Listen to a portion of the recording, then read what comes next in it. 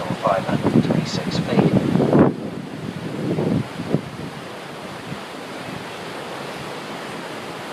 Named after the wife of one of New Zealand's earliest governors, Governor George Bowen.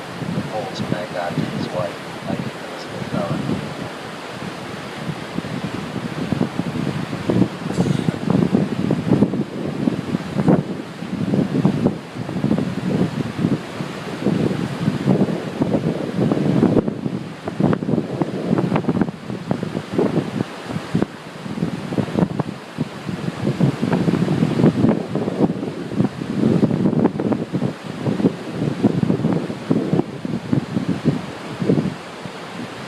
Spectacular, isn't it? Before we get too far, I'll just tell you a little bit about the vessel so you can find everything aboard, and then a couple of important points on safety.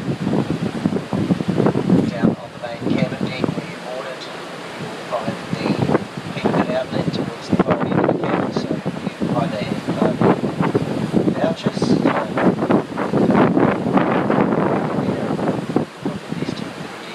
at some stage in the next half hour or so, or just a little bit peckish for this breakfast, whatever. You can't see the team down there, they'll look after you.